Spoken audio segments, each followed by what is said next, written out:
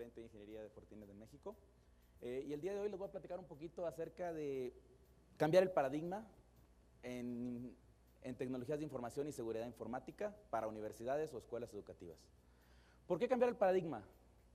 Porque es muy común que hablemos, el mundo se va a acabar y los malwares y las amenazas y el internet y todo es malo y todo va a fallar y bueno, dramas, ¿no? Cuando en realidad vamos a pensar en un piloto de carreras. El piloto de carreras seguramente sabe cómo funciona el vehículo, seguramente sabe cómo desarmarlo completamente y seguramente sabe cómo volverlo a armar, pero no es su principal preocupación. Su principal preocupación es ganar la carrera. Sin embargo, hay una enorme cantidad de personas que trabajan para que efectivamente el piloto se preocupe por manejar el vehículo. Entonces, incluso hay un video espectacular del Red Bull Racing Team, ¿no? De la parte de los pit stops. ¿Quién lo ha visto? Cambiar las 4 ruedas de un auto de carreras en 2.05 segundos. Imagínense, cambiar 4 ruedas en 2.05 segundos. O sea, el esfuerzo, la orquestación, la capacitación de las personas es impresionante. Entonces, cuando hablamos de tecnologías de información, ahorita empezamos a hablar de cosas intimidantes o interesantes, ¿no? Nube. ¿Qué es la nube? Bueno, todo es la nube ahorita ya, ¿no? Pero bueno, no entremos en ese tema. Virtualización. Virtualización de todo también, servidores, servicios, aplicaciones, etcétera. Y luego hablamos de Big Data, ¿no? Tenemos teras y teras de información. ¿Y qué les hago? ¿Para qué me sirven? Y luego tenemos la parte de analítico de esa misma información. Cumplimiento regulatorio. Afortunadamente en México hay regulaciones. Si nos vamos a otros lugares es más complicado. Entonces la ley federal, el MACTIC, todo ese tipo de esfuerzos que hay dentro de la parte de regulación en México son primeros pasos, sí, pero son primeros pasos que existen, ¿no? Hay algo contra qué medirte o contra qué realizar o contra ejecutar. Software Defined Networks, que eso también está de moda, ¿no? Súper de moda, que vamos a tener todo ahora definido en base a switches que se autoconfiguran y redes que se autoconfiguran y los arreglos y todo. Entonces, se fijan, y el famoso Internet de las cosas. ¿Qué tiene que ver esto con el piloto de carreras? Pues porque al final nosotros somos el equipo que ayudamos a que el piloto de carreras, o sea, la organización, o sea, el máximo líder, la máxima autoridad de la organización, se ponga a pensar en ganar la carrera. Han hablado de varias cosas el día de hoy, ¿no? O sea, de diferentes iniciativas de universidades, etcétera, donde se fijan, tiene que haber una infraestructura muy grande detrás para que alguien se ponga a pensar, bueno, ¿y yo qué servicios voy a ofrecer a la comunidad? ¿Qué servicios voy a ofrecer al gobierno? ¿Pero por qué pueden pensar eso? Pues porque no se están peleando con que no hay internet, con que la aplicación no funciona, con que se cayó el servidor, con que no hay correo, etcétera, etcétera, etcétera. Entonces, a veces se nos olvida que la seguridad informática en su incepción se habla de la famosa triada: confidencialidad, ¿quién me ayuda? Integridad y disponibilidad. Entonces, hablar de seguridad informática no es hablar de miedo, es hablar de que las cosas funcionen. Entonces, nuestro trabajo es precisamente el ser el equipo de staff que haga que el piloto de carreras llegue a donde tenga que llegar. Entonces, Internet de las cosas. Ahora sí, vamos a aterrizarnos un poco más a nuestra realidad educativa en México. Digo, han dicho hasta el cansancio la parte de wireless, no creo que tenga mucho más que decir, pero lo que sí es cierto es que los primeros que tuvieron impresoras en la red fueron las universidades o las escuelas. Los primeros que tuvieron escáneres en la red son las universidades y las escuelas. Los primeros que empezaron a tener terminales pequeñitas ¿de qué? Pues ahora sí que voy a hablar de un tema muy específico, de metalurgia, ¿no? El famoso microscopio electrónico, la máquina para verificar la torsión. O sea, la realidad de las cosas es que las universidades son los primeros que fueron expuestos al Internet de las cosas, porque en realidad la infraestructura de educación, o incluso la infraestructura industrial, para aprender metalurgia, para aprender materiales, para aprender química, para aprender lo que sea, son equipos que ya tienen red inalámbrica o red física, pero al final es un dispositivo que está conectado a la red y se puede infectar. Pues dicen que no, pero pero quién sabe, ¿no? Entonces, ese es precisamente el punto. Una cosa es para lo que uno utiliza la tecnología, y otra cosa es para lo que alguien puede abusar de la tecnología. Y no se trata de entrar en temas de drama otra vez, de que el mundo se va a acabar y el malware va a acabar con todo, pero también es cierto que la amenaza existe. Y ahora, ponernos a pensar en que le voy a poner un antivirus al microscopio electrónico, pues, perdón, pero el microscopio electrónico no tiene ni teclado para acabar pronto. A lo mejor tiene tiene un teclado, pero no es un teclado de 101 teclas como los conocemos, ¿no? O sea, tampoco le voy a poner un antivirus a la máquina que se encarga de medir la torsión o el punto de quiebre de algo, ¿no? Eso no va a pasar. Digo, la parte de wireless, sin entrar mucho en redundancia, ya sabemos, ¿no? Los teléfonos, las tablets, etcétera, etcétera, etcétera, que ahí sí ya es un sistema operativo más poderoso. Una estadística de nuestra área de investigación y desarrollo, Derek Mankey, el responsable del área de investigación y desarrollo de Fortinet, del FortiGuard Center, estuvo apenas hace un par de semanas en México, decía que por primera vez la mayor cantidad de malware detectado en Fortinet en la red fue malware para móviles, para Android particularmente. Entonces, ¿por qué? ¿Por qué un atacante se va a molestar en infectar un celular? Porque en la PC ya es más difícil. Qué flojera. Es cierto. O sea, ¿por qué dicen que la Mac no tiene virus? No es cierto, sí tiene, pero al final tiene menos. Por una simple y sencilla razón. Si yo programo un virus para Mac, tengo el 10% de las máquinas de internet que puedo infectar. Si programo un virus para PC, tengo el 90% de máquinas que puedo infectar. Perdón, pero es una economía de escalas simple y pura. No tiene nada que ver con que sea más fácil programarlo en Mac o que tenga que programarlo en PC. Es exactamente lo mismo, es un tema de economía de escalas. Entonces, ya está pasando con los celulares. ¿Quién tiene antivirus en su celular? Bueno, es bueno verlo, pero ¿y los demás? Un celular necesita antivirus, anti-malware y todo lo demás. Entonces, pero es algo que tenemos que empezar a incorporar a nuestro manejo de la tecnología. Es algo que nos vamos a ir acostumbrando. La primera vez que se nos vuelva a borrar, que se nos borre un celular, ¿a quién le pasó que su preciada máquina alguna vez se le borró el disco duro por algún virus y no recuperó su información? Levanten la mano sin pena, ¿no? Trabajamos en tecnologías de información. O sea, a todos nos pasó en algún momento. En ese momento dijimos, sí necesito un antivirus. Sí necesito un respaldo. Entonces, eso va a ir a empezar a permear. Pero entonces, si se fijan, no puedes controlar el dispositivo. No puedes controlar el appliance o el internet de las cosas de donde se acceden a la red. Pero la que sí es una constante es la red. Entonces, el enfoque de la seguridad se debería pensar, no desestimo el tema del endpoint o el hecho de que se tiene que proteger todo directamente desde lo que es el dispositivo, un antivirus en el teléfono celular. Pero la realidad es que lo que sí puedes controlar es la red. Porque tú es el que das el acceso inalámbrico a tus usuarios. Tú eres el que da el acceso cableado a tus usuarios. Entonces, desde ese punto, ahí es donde deberías tú tener implementada lo que es la protección. Entonces vamos a poner perímetros de seguridad, ¿no? Dice la teoría y el modelo de seguridad convencional. Pero sorpresa, y también ya lo sabemos, ¿con qué perímetro de seguridad tienes si tu estudiante se lleva su tablet a su casa, se lleva su laptop a su casa, quién sabrá Dios qué haga en su casa, regresa y lo conecta a tu red? Perdón. Tu protección perimetral, bien, gracias. En las universidades es algo que lo tienen viviendo desde hace como 10 años. Yo afortunadamente tengo trabajando en la industria de la seguridad, como dicen, más de 15 años, 5 de los cuales directamente en universidades, y es una escuela impresionante en todos los sentidos, ustedes lo saben, en tecnologías de información, como cuando se empieza a hablar del malware, en las universidades, hace muchos años me tocó de que se caía la red. ¿Por qué? Pues por el SASR. Creo que algunas ni lo han escuchado, pero en las universidades fue muy común. Redes completas caídas. ¿Por qué? Porque en la universidad no puedes controlar al estudiante. Y de hecho, quieren controlar al estudiante. Es como debatible, ¿no? Pero definitivamente eso hace que para el mercado educativo, para la industria educativa, sea muy complejo ese control. Muy complejo desde el punto de vista tecnológico y muy complejo desde el punto de vista filosófico. ¿Hasta dónde llega el tema de educación y hasta dónde llega el tema de disponibilidad de servicios?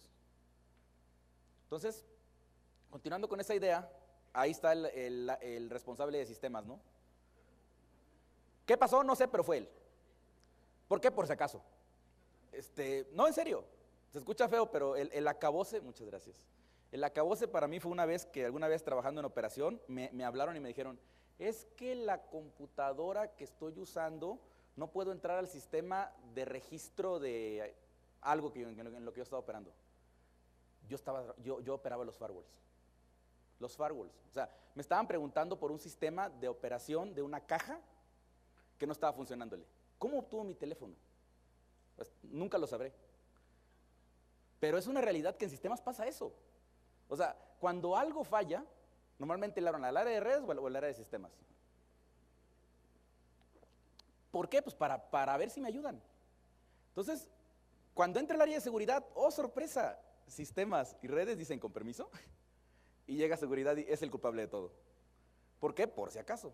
Porque al final, como ellos implementan la seguridad y la seguridad hace que todo sea más lento, la seguridad hace que todo sea más restringido, la seguridad hace que las aplicaciones que funcionaban ya no funcionen, tiene que ser culpa de él, ¿no? Entonces, es movernos de ese esquema. No se trata de decir, yo soy el pobre culpable de todo, sino es, realmente yo debo ser el responsable de que todo se habilite, de que todo funcione. Cuando la seguridad informática está correcta y debidamente implementada, es cuando te dicen, ¿para qué te quiero? No pasa nada. Es cierto. Porque al final, otra vez, ¿qué dijimos? Integridad, disponibilidad, confidencialidad. Si implementamos esos conceptos desde su punto más medular en nuestra infraestructura, con todo lo que eso implica, no estoy diciendo que sea sencillo, nada va a pasar, porque está todo funcionando como debe de ser. Entonces, ¿cuáles son las recomendaciones? Sonea monólogo, pero bueno. Las recomendaciones son no olvidar el comportamiento humano. Al final del día, el eslabón más débil de toda cadena de seguridad somos nosotros, las personas. ¿Qué significa eso? Esto es un dato real. La epidemia de influenza, si se le puede llamar epidemia, porque hay que ver a quién le preguntas, de ahorita, desafortunadamente ha cobrado más víctimas que la del 2009. Y no estamos en el estado de paranoia que existió en el 2009. Porque una cosa es sentirte seguro y otra cosa es estar seguro. Entonces, eso es algo que no debemos olvidar nunca cuando hablamos de seguridad informática. Yo me puedo sentir seguro. No creo que aquí no andamos todos con cubrebocas, ¿no? Como pasó. Pero la realidad es que por la estadística deberíamos andar todos con cubrebocas, porque ahorita ha sido más grave de lo que fue en su momento. Pero nos sentimos seguros. Entonces no tomamos medidas para contrarrestar esa sensación de que no hay seguridad. Entonces es un comportamiento netamente humano. ¿Hasta dónde llega la tecnología y hasta dónde llega la parte humana? O sea, que yo crea que mi servidor de aplicaciones no sea relevante para nadie, no significa que un hacker, cracker, utilizando el término correcto, lo que pasa es que hacker está más de moda, desafortunadamente así habla la industria, que un cracker no quiera utilizar su ancho de banda internet como universidad para utilizarlo como vector de mandar spam al mundo. Confiésenlo sin pena, ¿quién les ha tirado un virus o un gusano su red a internet porque están mandando cosas que no deben? Que levante la mano. O sea, es la verdad. ¿Por qué? Porque al final no le interesa su aplicación, no todavía. No vamos a entrar en temas más escabrosos y truculentos como es el espionaje.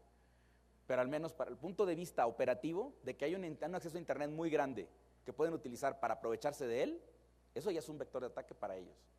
Entonces, no se trata de escondernos, no se trata de entrar en la paranoia. Es buscar una justa realidad entre los recursos que tengo y lo que puede significar para otros. Y protegerte con respecto a eso. Y esto, bueno, habla un poquito del paradigma, ¿no? Que ya sabemos. Esto es algo de lo que normalmente se maneja en la infraestructura de redes y telecomunicaciones, diferentes plataformas, diferentes soluciones. conectadas a la red, cada una haciendo ofreciendo ciertos controles de seguridad informática y todos conviviendo entre sí, más o menos. El problema de esto es cuando algo falla y pregunto ¿qué fue? Espérame un par de días, ¿no? Para ver si encuentro la cosa.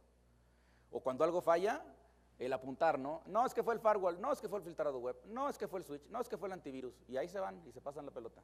Y quien me diga que no, miéntanme en mi cara, porque esto pasa.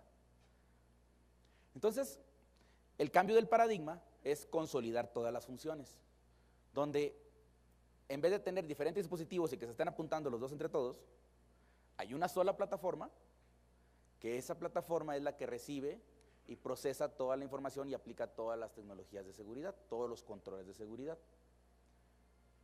¿Cómo? En unos más slides lo voy a mencionar, pero ahorita tómenlo como acto de fe. Lo importante es identificar los servicios críticos. A ver, es que las escuelas no tienen servicios críticos. Afortunadamente se ha ido cambiando, pero hace 5 años si yo preguntaba eso, me decían, no, es que no tengo servicios críticos. Pero el sistema más fácil de decir es, apaga el servidor de correo nomás por curiosidad un par de días, a ver qué pasa. Yo creo que no te dejan ni 15 minutos que esté apagado el servidor. O sea, y ahí sí díganme, pero es un servicio crítico al día de hoy. Pero bueno, no vamos a entrar en cosas tan específicas. ¿Quién no le recuerda en una universidad esta fila o en una escuela esta fila? Inscripciones, ¿no? Apaga el servidor de inscripciones nomás por curiosidad, un día de inscripciones, un par de horitas, a las 9, 10 de la mañana. A ver qué les dice el rector. No sé, yo creo que cosas no muy bonitas. Pero es cierto, son servicios críticos.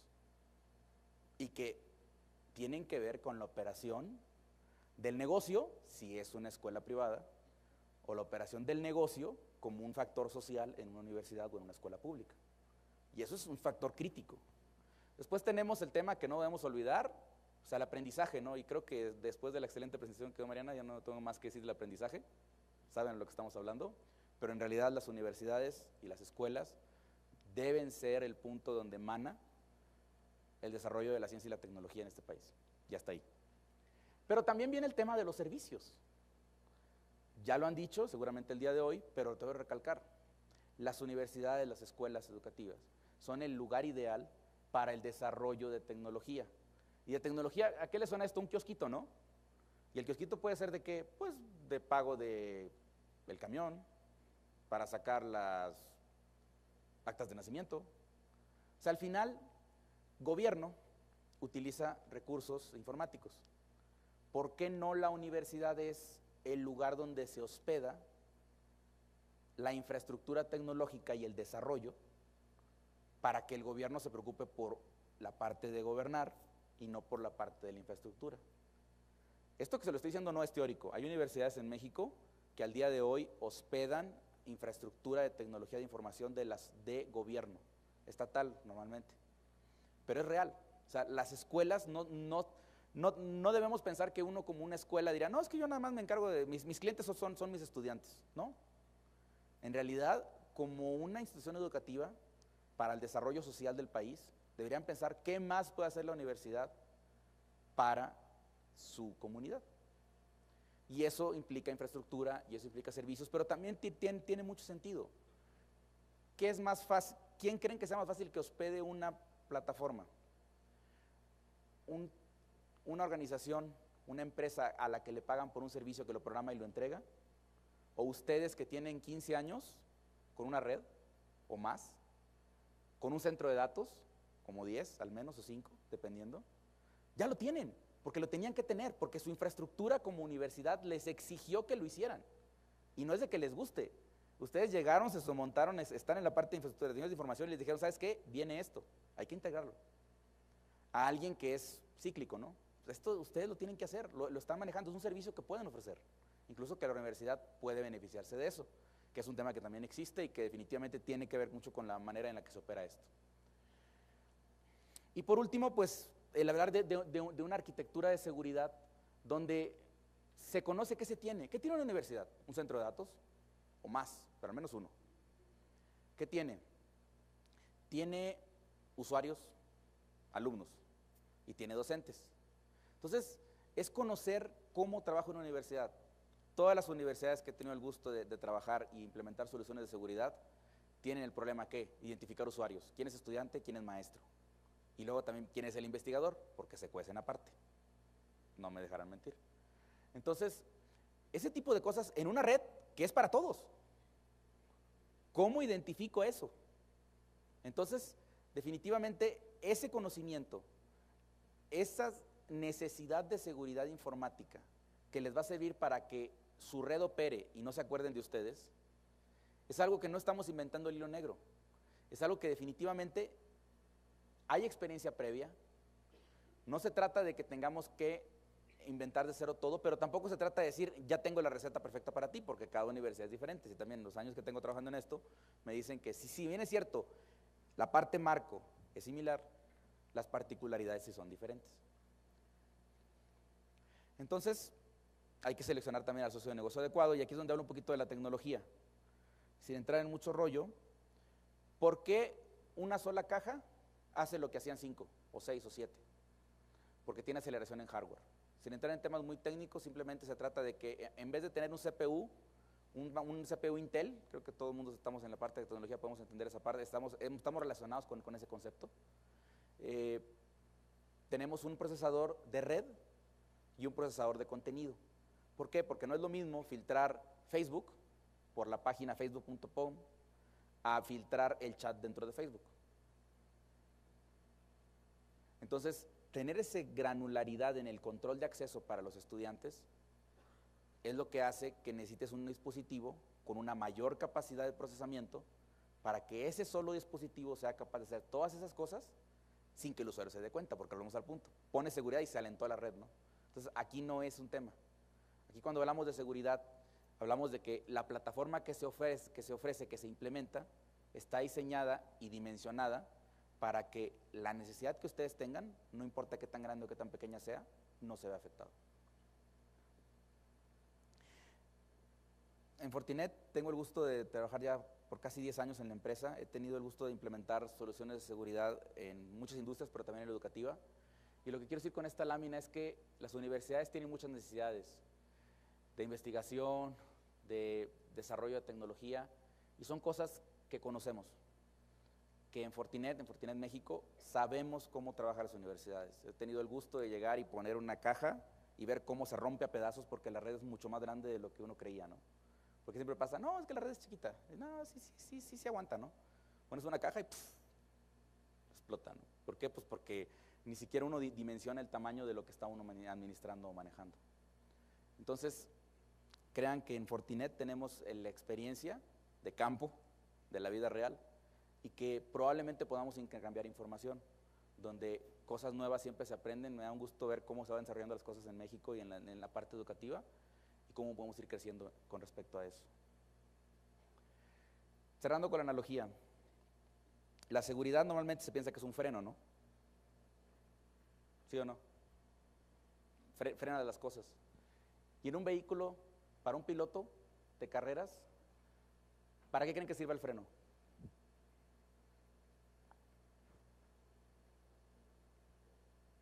Esa pregunta se le hizo a un piloto de carreras, por supuesto. ¿Para qué le sirven los frenos? ¿Para controlarlo? ¿Alguien más? ¿Para salvar su vida? Creo que la analogía correcta la acabas de decir. Lo que dijo el piloto fue para ir más rápido. Yo necesito los frenos para poder ir más rápido. Porque si no tengo buenos frenos, no sé si me voy a poder detener. Entonces, cambien el paradigma. La seguridad informática no se trata de bloquear, de restringir, de detener, de poner reglamentos, de poner procesos y de poner trabas y trabas y trabas. La seguridad informática se trata de que los servicios, lo que realmente ustedes tienen que hacer como organización, funcione y funcione como debe de ser. Muchas gracias. Tenemos teras y teras de información. ¿Y qué les hago? ¿Para qué me sirven? Y luego tenemos en la parte de analítico de esa misma información, cumplimiento regulatorio. Afortunadamente en México hay regulaciones. Si nos vamos a otros lugares es más complicado. Entonces la ley federal, el MACTIC, todo ese tipo de esfuerzos que hay dentro de la parte de regulación en México son Imagínense, cambiar 4 ruedas en 2.05 segundos. O sea, el esfuerzo, la orquestación, la capacitación de las personas es impresionante. Entonces, cuando hablamos de tecnologías de información, ahorita empezamos a hablar de cosas intimidantes o interesantes, ¿no? Nube. ¿Qué es la nube? Bueno, todo es la nube ahorita ya, ¿no? Pero bueno, no entremos en ese tema. Virtualización. Virtualización de todo también, servidores, servicios, aplicaciones, etcétera. Y luego hablamos de Big Data, ¿no? Porque es muy común que hablemos, el mundo se va a acabar y los malwares y las amenazas y el internet y todo es malo y todo va a fallar y bueno, dramas, ¿no? Cuando en realidad vamos a pensar en un piloto de carreras. El piloto de carreras seguramente sabe cómo funciona el vehículo, seguramente sabe cómo desarmarlo completamente y seguramente sabe cómo volverlo a armar, pero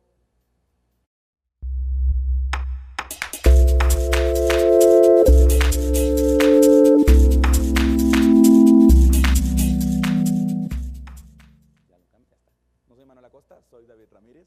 Muy buenas tardes, soy gerente de ingeniería de Fortinet de México. Y el día de hoy les voy a platicar un poquito acerca de cambiar el paradigma en tecnologías de información y seguridad informática para universidades o escuelas educativas. ¿Por qué cambiar el paradigma? No es su principal preocupación. Su principal preocupación es ganar la carrera. Sin embargo, hay una enorme cantidad de personas que trabajan para que efectivamente el piloto se preocupe por manejar el vehículo. Entonces, incluso hay un video espectacular del Red Bull Racing Team, ¿no? De la parte de los pit stops. ¿Quién lo ha visto? Cambiar las 4 ruedas de un auto de carreras en 2.05 segundos.